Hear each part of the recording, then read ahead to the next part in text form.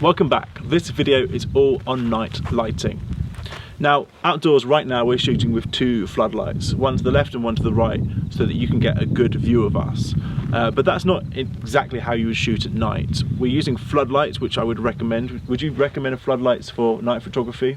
Yeah, because you can control the color of them, so they're nice to set up, and they fill the whole scene. Usually it's a very big scene. So. Sure. How would you compare that to, say, a flashlight, a torch? So the problem, a lot of people, when they first start doing night lighting, they use those, right? Mm-hmm. But the color temperature on those is unknown. Usually they cast a green color to the image, and so the lights that we have, you can control the color, either making it cool or making it warm.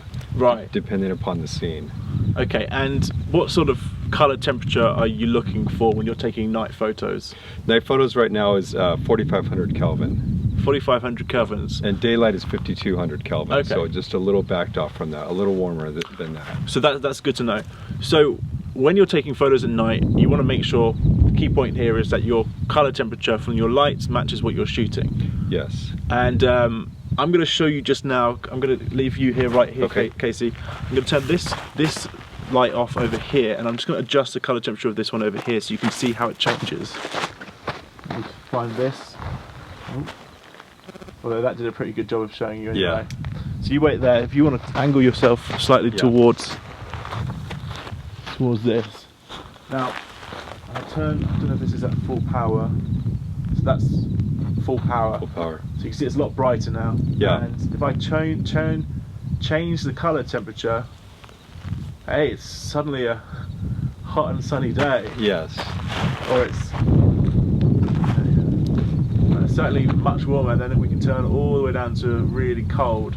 And that's got a bit of a bluey green tinge to it. Mm-hmm. So it's about finding the right point on this. Now I'm going to adjust it. You tell me when you think it looks good.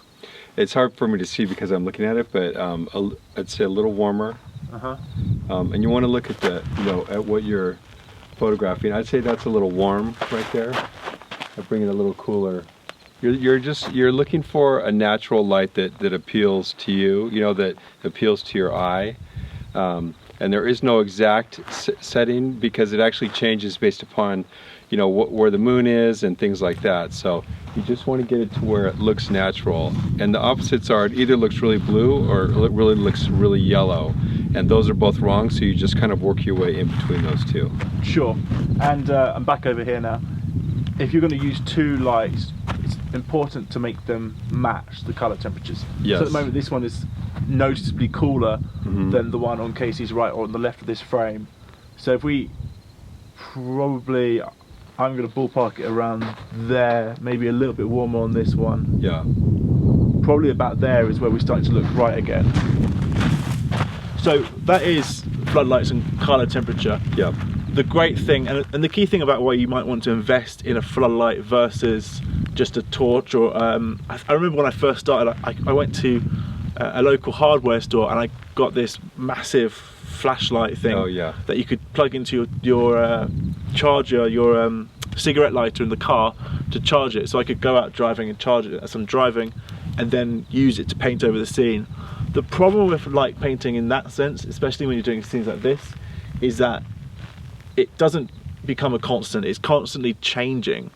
And also, if you're moving and you're painting on the scene, it's so easy to just overexpose one part and underexpose another part. Yes. So floodlights are a really good choice, especially as they have that control over the color temperature. So now I want to move into lighting a frame or a scene. At the moment we have two lights on this Joshua tree, but the problem with two lights is it starts to remove some of the depth of the image.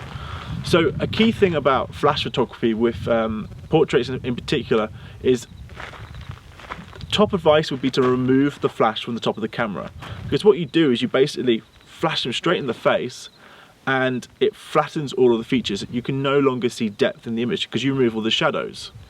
Sometimes this is desired, oftentimes not though. So what you would often find from photographers is they will use one or two lights, and let's say we're working with one here, they would move it away from where the camera is pointing. Just that little bit of extra depth will help to bring out the photo and make it stand out.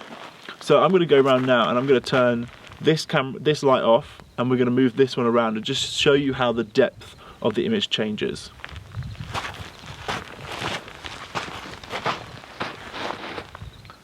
Ooh, wrong switch.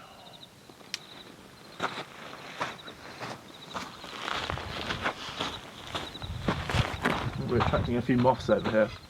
So I'm not going to be able to see this, but you'll see as I move around how on the right hand side of that Joshua tree now you're starting to see some shadows. Now this is probably over bright. I'm going to turn it down slightly. I'm getting attacked by moths here. If we bring it round, you'll start to see how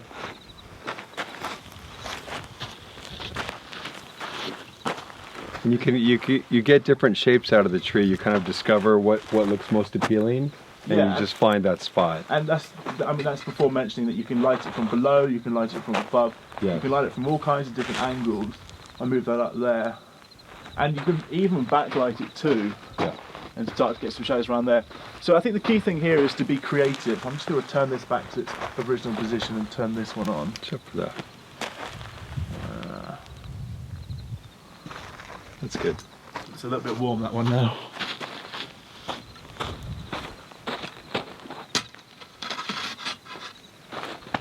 And I think that just about sums it up. So key takeaways is to use floodlights with an adjustable white balance or color temperature. Yes. Make sure you have plenty of battery. We've got loads of batteries for this. They'll keep it well stocked. Be aware that you want to keep the light away from the angle of the camera. Don't stand behind the camera and try and like move the floodlight. It's best to use a remote and take the camera and move around with it. Sorry, take the flashlight, the floodlight, the torch, whatever you want to call it, and move it around and experiment with the different depth you can see from lighting a foreground interest.